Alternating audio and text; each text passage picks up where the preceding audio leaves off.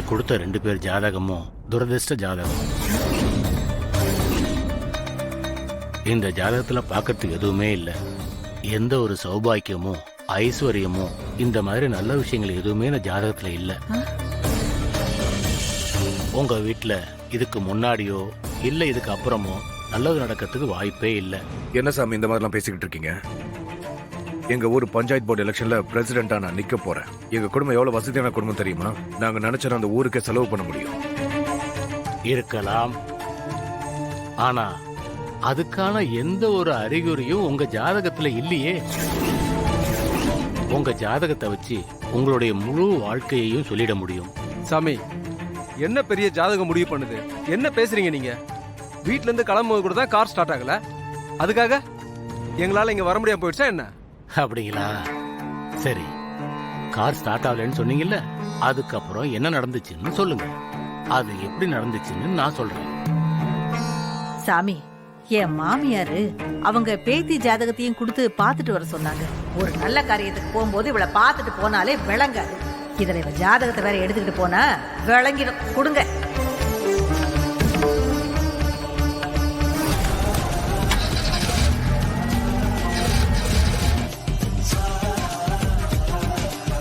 நீங்க இப்ப சொன்னீங்களே, அது உங்க ஜாதகத்தால இல்ல.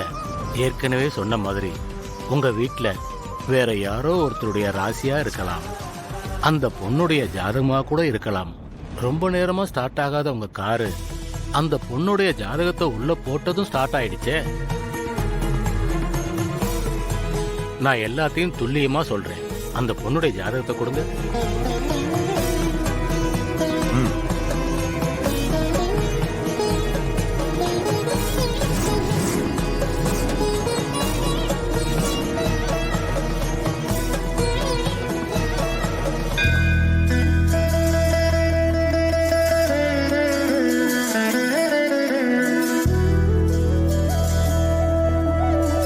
இந்த ஜாதகம் சகல ஐஸ்வர்யங்களும் பொருந்திய ஜாதகம்.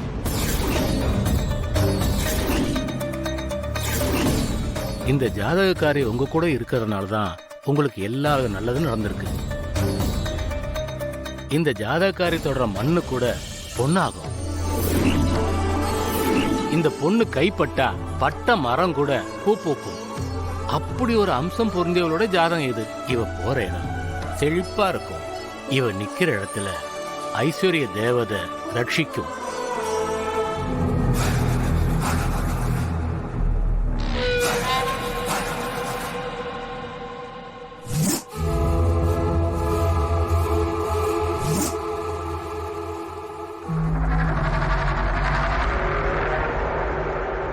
அக்கா, லக்ஷ்மி எப்படி வீட்டுல வச்சுக்க முடியும்? கஜேந்திரா, உன் மாமா செத்ததுக்கு அப்புறம் எனக்காகவும் இந்த குடும்பத்துக்காகவும் உன் வாழ்க்கையே தொலைச்சவன் நீ.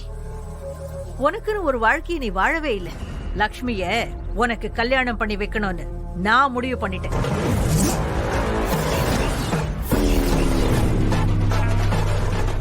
அக்கா, அவளோட வயசுல மூத்தவன் நான். இதெல்லாம் தெரிஞ்சுதான் பேசிக்கிட்டு இருக்கியா? ஏய், வயசு என்னடா வயசு? ஆம்பளைக்கு உடம்புல தெம்பு இருந்தா போறாது, பாத்துக்கலாம். ஜோசியர் சொன்ன மாதிரி அதிர்ஷ்ட தேவதை காலத்துக்கு நம்ம கூடவே தான் இருக்கும். இப்ப இருக்கிற இதே வசதி வாய்ப்போட நம்ம நினைச்சதை சாதிச்சுக்கலாம்டா. இதெல்லாம் நடக்குமாக்கா? அப்படியே நடந்தாலும் இந்த ஊருக்காரங்க விட்டுருவாங்க நம்புறியா? டேய், அத நான் பாத்துக்கிறேன்டா. இவ்வளவு நாள் என் பக்கத்திலே இருந்தோம், உன்னை எப்படி நான் கவனிக்காம விட்டேன்?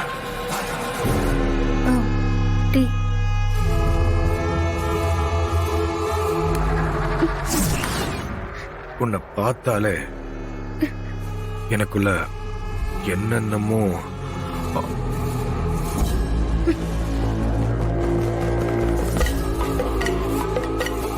ஒரு நிமிஷம்.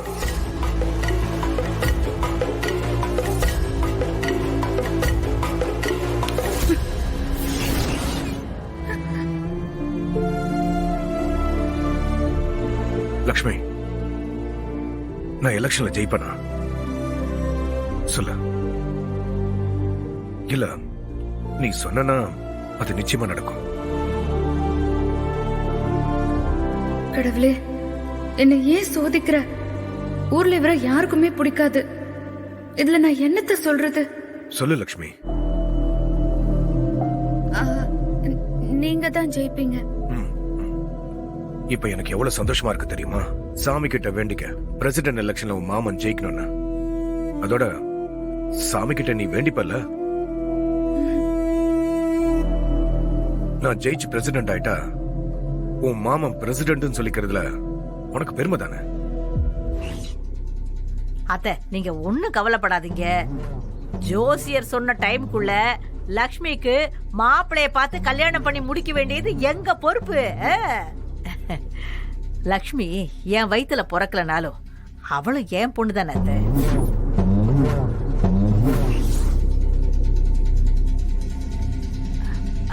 அத்தை, உள்ள வேலை இருக்கு, நீங்க பார்த்து வாங்க. வா.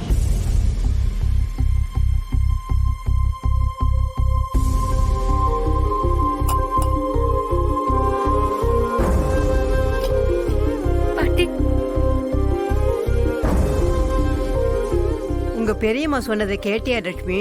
உங்க அம்மா உனக்கு எழுதின வார்த்தையும் அதுக்கு தகுந்த மாதிரி வந்த கனவு போலவே எல்லாம் நடக்குது பாத்தியா?